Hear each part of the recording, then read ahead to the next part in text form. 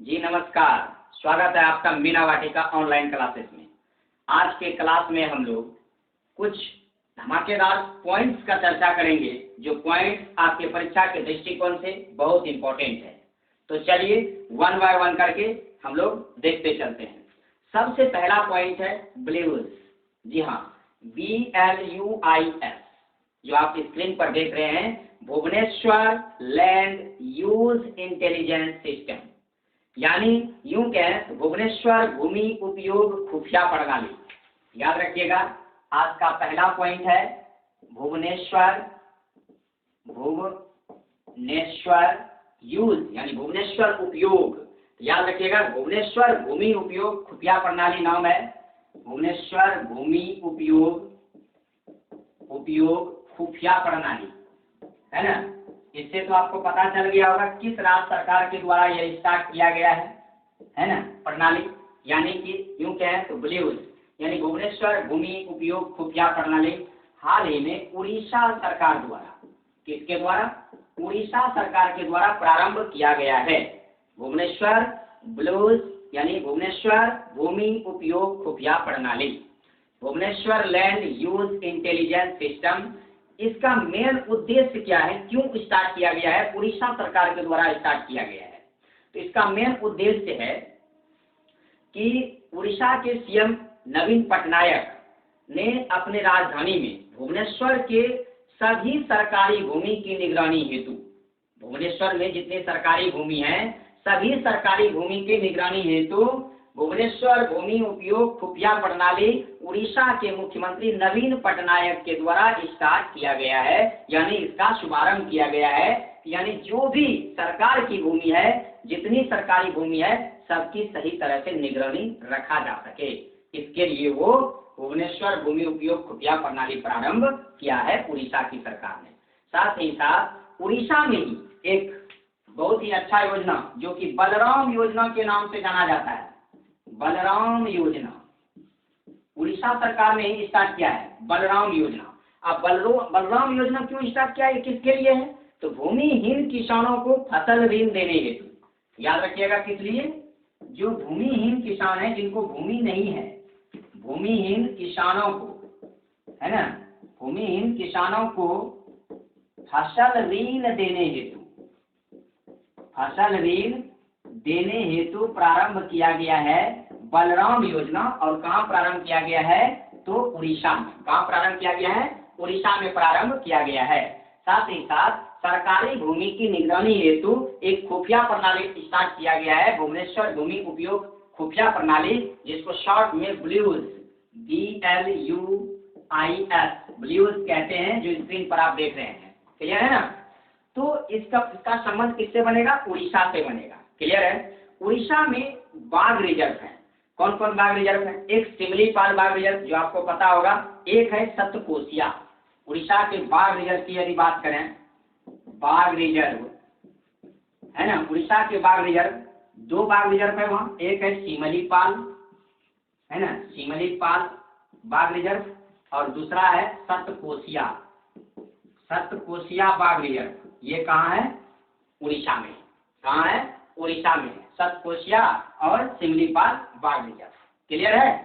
अब यदि उड़ीसा की बात करें तो उड़ीसा के हाई कोर्ट का स्थापना 1948 में हुआ था, और इसका हाई कोर्ट पड़ता है कटक में।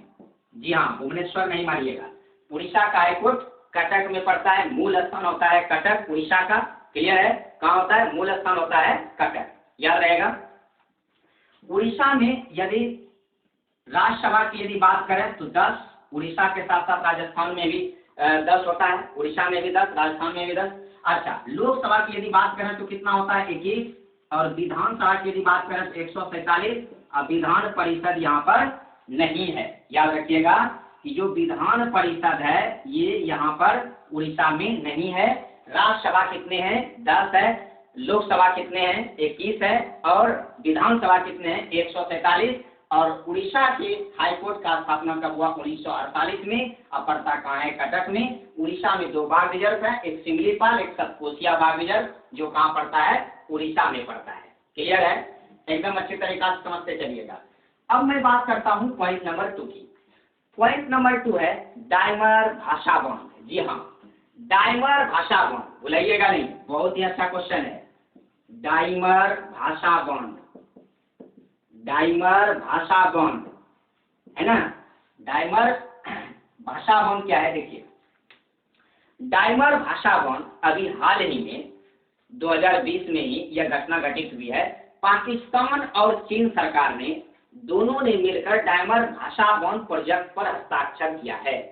कौन कौन, इसका रिलेशन इसमें कौन कौन देश का जाएगा, पाकिस्तान और चीन, ये दोनों ने मिलकर, दोनों की सरकार ने मिलकर डायमर भाषा बॉन्ड प्रोजेक्ट पर हस्ताक्षर किया है और इसे सिंधु नदी पर, इसे सिंधु नदी पर बनाए जाने की योजना है। किस नदी पर बनाए जाने की योजना है, सिंधु नदी पर, याद रखिएगा, सिंधु नदी पर बनाए जाने की योजना है। इसकी ऊंचाई 272 मीटर होगी। कितना होगी, 272 मीटर होगी इसकी ऊंचाई। साथ ही साथ डायमर भाषा बॉन्ड विश्व का सबसे लंबा रोलर कॉम्पैक्ट कंक्रीट बॉन्ड होगा। विश्व का सबसे लंबा कैसा बॉन्ड होगा, roller compact roller compact concrete bond होगा। विश्व का सबसे लंबा रोलर कॉम्पैक्ट कंक्रीट बॉन्ड होगा डायमर भाषा बॉन्ड, जिसका ये डायमर भाषा बॉन्ड जो प्रोजेक्ट है उस पर हस्ताक्षर पाकिस्तान और चीन ने किया है। सिंधु नदी पर बनाया जाएगा। आपको पता है सिंधु नदी, जिसे सिंधस नदी के नाम से जाना जाता था, सिंधु नदी है ना, 272 मीटर इसकी ऊंचाई होगी। और यह रोलर कॉम्पैक्ट कंक्रीट बॉन्ड जो विश्व का सबसे लंबा रोलर कॉम्पैक्ट कंक्रीट बॉन्ड होगा डायमर भाषा बॉन्ड। क्लियर है, डायमर भाषा बॉन्ड। जब समझ रहे हैं कि चीन और पाकिस्तान ये दोनों मिलकर डायमर भाषा बॉन्ड के प्रोजेक्ट पर हस्ताक्षर किया है, भूलिएगा नहीं, कौन कौन, चीन और पाकिस्तान। क्लियर है। अब मैं बात करता हूं पॉइंट नंबर 3 की। पॉइंट नंबर 3, अमेजोनिया उपग्रह। अमेजोनिया उपग्रह यानी अमेजोनिया 1, अमेजोनिया 1 ये एक उपग्रह है और लॉन्च कर रहा है ब्राजील। कौन लॉन्च करेगा, ब्राजील। यानी अमेजोनिया 1 अगस्त 2020 में ब्राजील द्वारा लॉन्च किया जाएगा। किसके द्वारा लॉन्च किया जाएगा, तो अगस्त 2020 में ब्राजील द्वारा अमेजोनिया 1 पृथ्वी अवलोकन उपग्रह को इसरो द्वारा लॉन्च किया जाएगा। कौन, इसरो के द्वारा, ISRO, इसरो के द्वारा लॉन्च किया जाएगा। इसरो जो है इसे PSLV के माध्यम से लॉन्च करने वाली है, PSLV के माध्यम से। PSLV देखिए यहाँ पर क्वेश्चन बनेगा, PSLV polar satellite launch vehicle, question यहाँ बनता है। एक होता है GSLV, geosynchronous satellite launch vehicle, पूछता है एग्जाम में, है ना, geosynchronous satellite launch vehicle, PSLV polar satellite launch vehicle. Clear है। ASLV एक और क्वेश्चन इसमें आता है, ASLV, ये क्वेश्चन एग्जाम में पूछा जाता है। ASLV augmented satellite launch vehicle, ये तीनों फुल फॉर्म याद रखिएगा, ये हमेशा फंसाएगा P, G और A में। बाकी सैटेलाइट लॉन्च व्हीकल हर कोई जानते हैं, यहाँ पर ऑगमेंटेड, यहाँ पर जियो सिंक्रोनस, यहाँ पर पोलर। तो इसरो PSLV के माध्यम से अमेजोनिया 1 जो ब्राजील का उपग्रह होगा, यह जो है इसरो के द्वारा लॉन्च किया जा रहा है। यही इसरो जिसका मुख्यालय पड़ता है बेंगलोर में, स्थापना हुआ है 1969 में। Indian space research organisation, Indian space research organisation. एक इसरो है पेरिस वाला, वह ESRO है, यूरोपियन स्पेस रिसर्च ऑर्गेनाइजेशन, जो कि कंफ्यूज नहीं करिएगा। अमेजोनिया 1 जो ब्राजील का उपग्रह है वो ISRO के द्वारा लॉन्च किया जा रहा है ना। ISRO यानी इसरो क्या करेगा, PSLV के माध्यम से अमेजोनिया 1 उपग्रह को लॉन्च करेगा।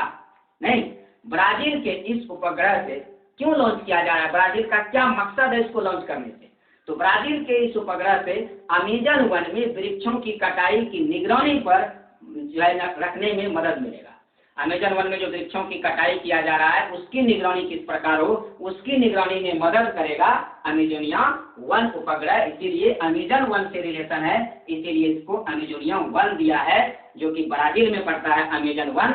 और अमेजन 1 वही कहता है, अमेजन 1 पड़ता है ब्राजील में, उसीलिए अमेजोनिया 1 रखा गया है। अमेजन 1 में जो वृक्षों की कटाई किया जाता है उस पर निगरानी सही तरीके से रख सके, तो इसके लिए इसरो के द्वारा PSLV के माध्यम से अमेजोनिया 1 जो ब्राजील का उपग्रह होगा उसे लॉन्च किया जाएगा अगस्त 2020 में। क्लियर हुआ? एकदम अच्छी तरीका से कॉन्सेप्ट को समझते चलेंगे। अमेजोनिया 1 आप लोगों का क्लियर हुआ अच्छी तरीका से। अब हम पढ़ेंगे इनएनजीटी। इनएनजीटी जो कि नासा का पहले मंगल हेलीकॉप्टर का नाम है। नासा का पहले मंगल हेलीकॉप्टर का नाम है ना, इनएनजीटी। और इनएनजीटी जो नाम है, यह नाम किसने दिया?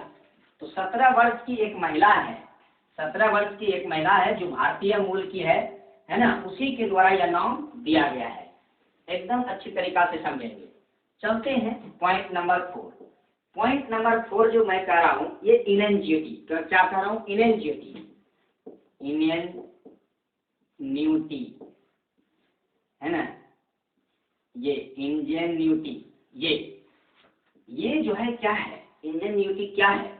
नासा के पहले मंगल हेलीकॉप्टर का नाम है। किसका नाम है? याद रखिएगा, ये किसका नाम है? नासा के पहले मंगल हेलीकॉप्टर का नाम है। मंगल हेलीकॉप्टर है। नासा के पहले मंगल हेलीकॉप्टर का नाम क्या है? इनएनजीटी नाम है। क्या नाम है? इनएनजीटी। यह नाम भारतीय मूल की 17 वर्ष की छात्रा वेनिजा रूपानी ने दिया है। किसने दिया है? यह नाम किसके द्वारा दिया गया है? यह नाम किसके द्वारा दिया गया है? वेनिजा रूपानी के द्वारा दिया गया है। और वेनिजा रूपानी जो कि भारत की 17 वर्षीय छात्रा है, अभी पढ़ रही है, और इन्हीं के द्वारा जो है इनएनजीटी नाम दिया गया है। क्लियर है? समझ रहे हैं? तो नासा की यदि बात करें, मैं तो नासा आपको बहुत बार बता दिया, फिर से एक बार रिवाइज कर लीजिए। नासा की यदि बात करें, है ना, नासा की यदि बात करें तो इसकी स्थापना 29 जुलाई 1958 को हुआ था। नहीं, इसके संस्थापक डेली आइजनहावर थे जो अमेरिका के राष्ट्रपति थे, इसके संस्थापक थे। नहीं, इसके यदि हेड क्वार्टर की बात करें, इसका हेड क्वार्टर कहाँ पड़ेगा बताइए आप लोग? वाशिंगटन में। कहाँ पड़ेगा? वाशिंगटन डीसी में पड़ेगा इसका हेड क्वार्टर, वाशिंगटन डीसी में। नहीं, साथ ही साथ ये नासा का मोटो क्या है? इसका मोटो क्या है? यानी for the benefit of all. इसका मोटो क्या है? इसका मोटो है फॉर द बेनिफिट, है ना, ऑफ ऑल, है ना, for the benefit of all NASA का मोटो है। इसका प्रमुख है जिम विंडरस्टाइन। कौन है? जिम विंडरस्टाइन है इसका प्रमुख। तो क्लियर हुआ?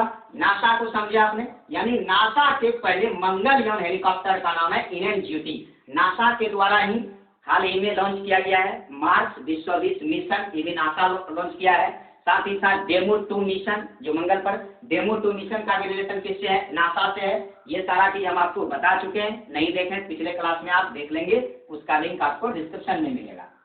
आज का नेक्स्ट पॉइंट में बात करता हूँ डिजिटल स्टेथोस्कोप। डिजिटल स्टेथोस्कोप किसने बनाया है? जी हाँ, डिजिटल स्टेथोस्कोप IIT बॉम्बे के द्वारा बनाया गया है। एकदम याद रखिएगा, बहुत अच्छा क्वेश्चन है। डिजिटल स्टेथोस्कोप है ना, क्या डिजिटल स्टेथोस्कोप किसके द्वारा बनाया गया है? स्टेथोस्कोप है ना, स्टेथोस्कोप किसके द्वारा बनाया गया? डिजिटल स्टेथोस्कोप ये बनाया गया है IIT बॉम्बे द्वारा। IIT किसके द्वारा? बॉम्बे द्वारा बनाया गया है डिजिटल स्टेथोस्कोप।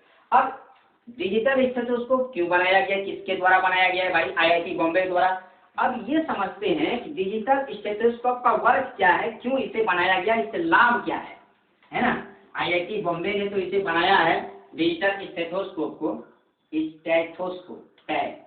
है ना, स्टेथोस्कोप को IIT बॉम्बे के द्वारा बनाया गया है। तो इसे देखते हैं, इसे बनाए जाने का रीजन क्या है, इसका उद्देश्य क्या है?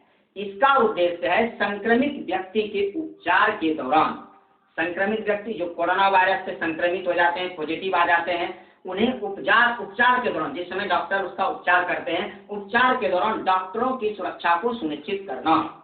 नहीं, मेन इसका व्यू है, इसका उद्देश्य क्या है? संक्रमित व्यक्ति के उपचार के दौरान, संक्रमित व्यक्ति के, है ना, उपचार के दौरान, संक्रमित व्यक्ति के उपचार के दौरान डॉक्टरों की सुरक्षा का, है ना, डॉक्टरों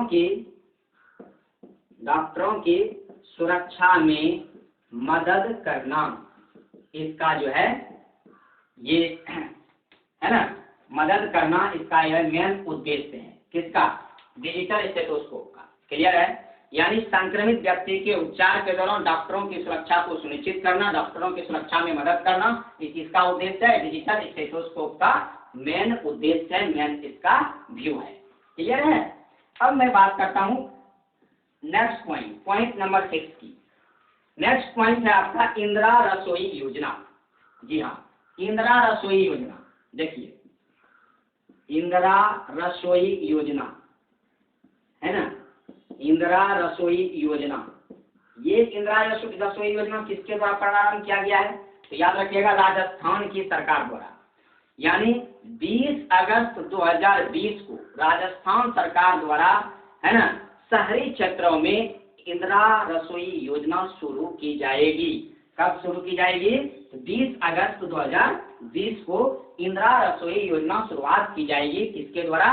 राजस्थान सरकार के द्वारा। तो याद रखिएगा, कब? 20 अगस्त। कब किया जाएगा? तो याद रखिएगा 20 अगस्त को, है ना, 20 अगस्त 2020 को किया जाएगा। किसके द्वारा? राजस्थान सरकार के द्वारा शहरी क्षेत्रों में, राजस्थान सरकार के द्वारा शहरी क्षेत्रों में 20 अगस्त 2020 को इंदिरा रसोई योजना प्रारंभ किया जाएगा। नहीं? क्लियर है? तो याद रखिएगा, इंदिरा रसोई योजना किसका रिलेशन किससे बना? राजस्थान से बना। प्रारंभ अभी हुई नहीं है, 20 अगस्त को प्रारंभ किया जाएगा, घोषणा हो चुकी है। क्षेत्रफल की दृष्टि से यदि बात करें, राजस्थान सबसे बड़ा जो है राज्य है हमारे देश का, भारत देश का सबसे बड़ा राज्य क्षेत्रफल की दृष्टि से कहें तो राजस्थान है। राजस्थान के गांधी के नाम से विख्यात है। क्वेश्चन पूछा जाता है, राजस्थान के गांधी, राजस्थान के गांधी के नाम से विख्यात है। कौन विख्यात है? गोकुल भाई भट्ट। गोकुल भाई भट्ट, है ना, गोकुल भाई भट्ट को राजस्थान के गांधी के नाम से जाना जाता है। राजस्थान के गांधी के नाम से किसे? गोकुल भाई भट्ट को। साथ ही साथ राजस्थान का यदि हृदय पूछे, राजस्थान का हृदय अजमेर शहर को कहा जाता है। साथ ही विजय स्तंभ चित्तौड़गढ़ या कीर्ति स्तंभ कहाँ पड़ता है? सब चित्तौड़गढ़ में पड़ता है। याद रखिएगा, विजय स्तंभ, है ना, कीर्ति स्तंभ ये कहाँ पड़ता है? चित्तौड़गढ़ राजस्थान में पड़ता है ना, चित्तौड़गढ़ राजस्थान में पड़ता है। नहीं, ये विजय स्तंभ हुआ, कीर्ति स्तंभ हुआ, सबके सब कहाँ पड़ता है? राजस्थान में पड़ता है। साथ ही साथ केवलादेव राष्ट्रीय उद्यान, जो कि राजस्थान के भरतपुर जिला में पड़ता है। केवलादेव राष्ट्रीय उद्यान पूछता है एग्जाम में, एकदम आप लोग जाएंगे वहाँ घूमने तो आपको पता चल जाएगा। हम लोग तो जा करके देखे हुए हैं हर चीज। जब कोशिश कीजिए, आप जो शहर जाते हैं उस शहर में जो इम्पोर्टेंट है, जो क्वेश्चन एग्जाम में बनता है, वो शहर को आप देख लें, वहाँ जा करके देख लें, तब फिर वो भूलेंगे नहीं, आप सदा के लिए आपको याद रह जाएगा। फिर वैसे भी कोशिश मैं कर रहा हूँ, सिर्फ आप मेरे साथ बने रहिए।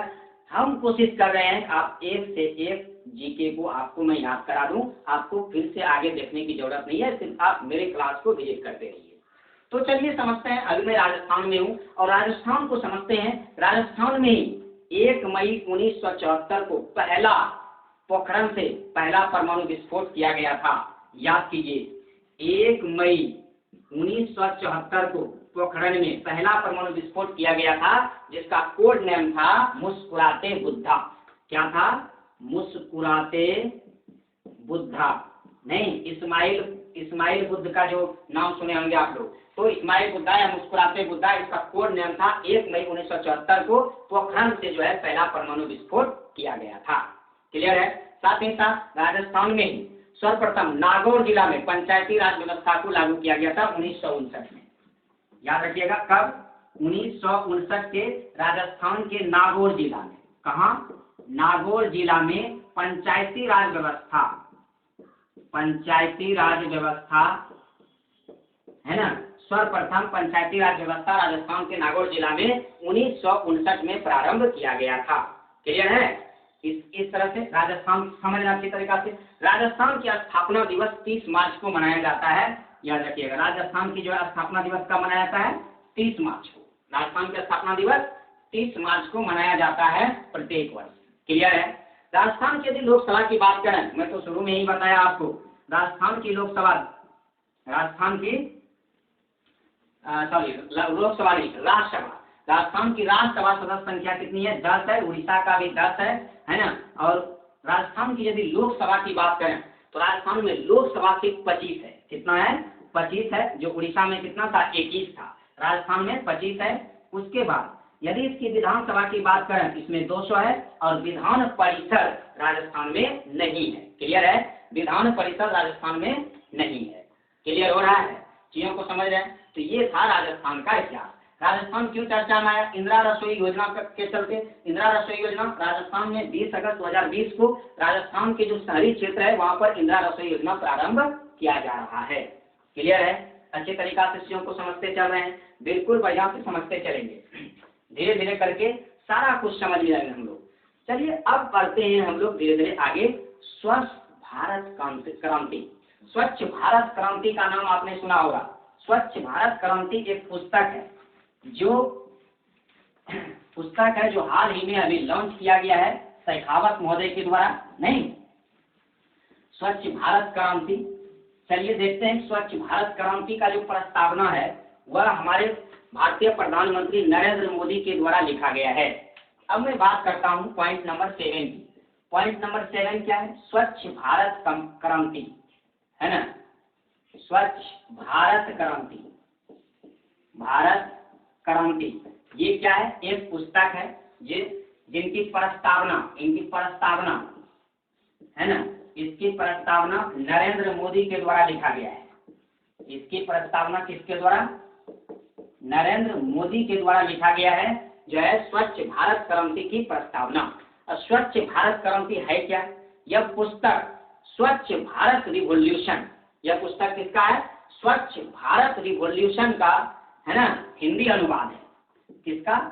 देखिए, स्वच्छ भारत रिवॉल्यूशन, रिवॉल्यूशन, है ना, स्वच्छ भारत रिवॉल्यूशन का हिंदी अनुवाद है क्या? स्वच्छ भारत क्रांति, जिनकी प्रस्तावना नरेंद्र मोदी के द्वारा लिखा गया है और गजेंद्र सिंह शेखावत द्वारा अभी हाल ही में इसका जो है विमोचन किया गया है ना। स्वच्छ भारत रिवॉल्यूशन जब बात आती है, यह भी एक पुस्तक है और इनके लेखक कौन हैं? स्वच्छ भारत जो है रिवॉल्यूशन के लेखक परमेश्वरन अय्यर है। कौन है? परमेश्वरन अय्यर। तो याद रखिएगा, परमेश्वरन अय्यर। परमेश्वरन अय्यर स्वच्छ भारत रिवॉल्यूशन के लेखक हैं और इसी का हिंदी अनुवाद स्वच्छ भारत क्रांति है, जिनकी प्रस्तावना नरेंद्र मोदी के द्वारा लिखा गया है। क्लियर है? किसके द्वारा लिखा गया है? नरेंद्र मोदी के द्वारा लिखा गया है। नेक्स्ट पॉइंट की यदि बात करें तो नेक्स्ट पॉइंट है डिजिटल बेटी अभियान। देखिए, डिजिटल बेटी अभियान अभी किसके द्वारा प्रारंभ किया गया है? यह क्वेश्चन एग्जाम में बनेगा। डिजिटल बेटी अभियान, एकदम ध्यान से देखिएगा, बिल्कुल मजा आ जाएगा। डिजिटल बेटी अभियान जो है, कौन सा जो है सोशल मीडिया ऐप है जिनके द्वारा यह लॉन्च किया गया है डिजिटल बेटी अभियान? नहीं, जो विश्व की सबसे बड़ी social media company Facebook, Facebook का नाम तो आपने सुना होगा। डिजिटल बेटी अभियान, डिजिटल बेटी अभियान ये किसके द्वारा लॉन्च किया गया है? डिजिटल बेटी अभियान तो लॉन्च किया गया है फेसबुक के द्वारा, है ना। किसके द्वारा? फेसबुक के द्वारा लॉन्च किया गया है डिजिटल बेटी अभियान।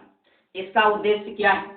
यानी विश्व की सबसे बड़ी सोशल मीडिया कंपनी फेसबुक ने भारत में आदिवासी महिलाओं को तकनीकी तौर पर प्रशिक्षित करने के लिए, क्यों तकनीकी तौर पर प्रशिक्षित करने के लिए? कि किस महिला को? आदिवासी महिलाओं को, भारत के आदिवासी महिलाओं को, भारत के आदिवासी महिलाओं को तकनीकी तौर पर, तकनीकी, है ना, तकनीकी तौर पर प्रशिक्षित करने के लिए, है ना, प्रशिक्षित करने के लिए, है ना, प्रशिक्षित करने के लिए डिजिटल बेटी अभियान की शुरुआत अभी हाल ही में सोशल मीडिया कंपनी फेसबुक के द्वारा किया गया है। क्लियर है? किसके द्वारा? फेसबुक के द्वारा डिजिटल बेटी अभियान का प्रारंभ किया गया है। वही फेसबुक जिसकी स्थापना 2004 में हुआ था। इसके संस्थापक हैं मार्क जुकरबर्ग जो है इनके संस्थापक हैं और इन्हीं के द्वारा डिजिटल बेटी अभियान का शुभारंभ किया गया है अभी हाल ही में। क्लियर है? तो डिजिटल बेटी अभियान क्लियर हुआ। अब मैं बात करता हूं पॉइंट नंबर 9 की, और 9 नंबर पॉइंट है आपका 9 नंबर पॉइंट प्रयागराज में। इलाहाबाद का नाम प्रयागराज हो गया, आप लोगों को पता होगा। प्रयागराज में अभी हाल ही में राष्ट्रीय विधि विश्वविद्यालय है ना, राष्ट्रीय विधि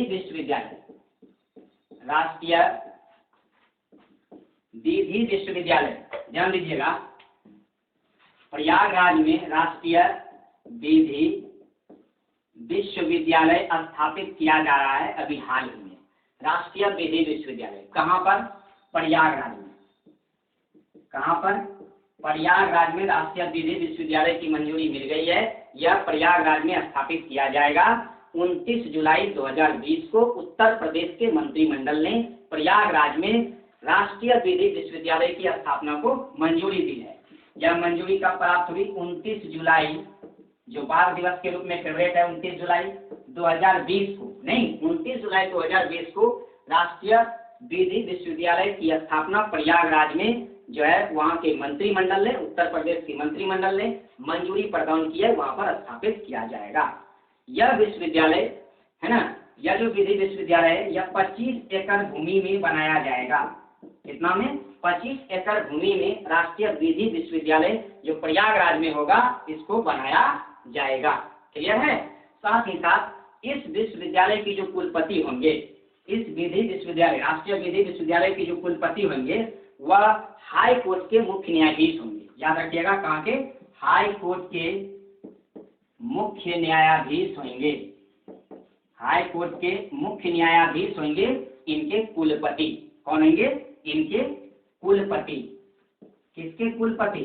ये विधि विश्वविद्यालय के, राष्ट्रीय विधि विश्वविद्यालय के कुलपति जो है हाई कोर्ट के मुख्य न्यायाधीश होंगे। ये 25 एकड़ भूमि पर बनना है। 29 जुलाई 2020 को उत्तर प्रदेश मंत्रिमंडल ने इसकी मंजूरी दी है। कहाँ बनेगा? प्रयागराज में। नाम क्या होगा? राष्ट्रीय विधि विश्वविद्यालय। क्लियर है? राष्ट्रीय विधि विश्वविद्यालय। तो इस तरह से हमने अच्छी तरीका से पॉइंट को समझा। फिर आगे की क्लास भी जो होगी आपकी इसी तरीका से धमाकेदार होगी, इसीलिए आप बिल्कुल स्किप नहीं करेंगे, बिल्कुल देखते चलेंगे। जीके याद कैसे होगा वो आप मेरे ऊपर छोड़ दीजिए। बस मेरा कहना मानिए, सिर्फ आप क्लास पढ़ते हैं, क्लास देखते हैं, कोई दिक्कत नहीं है। एक टेस्ट जरूर लगाइए। टेस्ट लगाने से आपका जो है कॉन्सेप्ट क्लियर होते चले जाएगा, जो भी कंफ्यूजन मिटते चला जाएगा। इतना पर भी यदि आपसे कंफ्यूजन रहता है तो आप बेझिझक हमसे बात कीजिए और हम आपको पूरा सहयोग करेंगे आपको आगे बढ़ने में। चलिए आज का क्लास यहीं स्टॉप करते हैं। मिलेंगे फिर अगले क्लास में कुछ नए अंदाज और नए विश्वास के साथ। तब तक के लिए बने रहिएगा मेरे साथ। जय हिंद, जय भारत।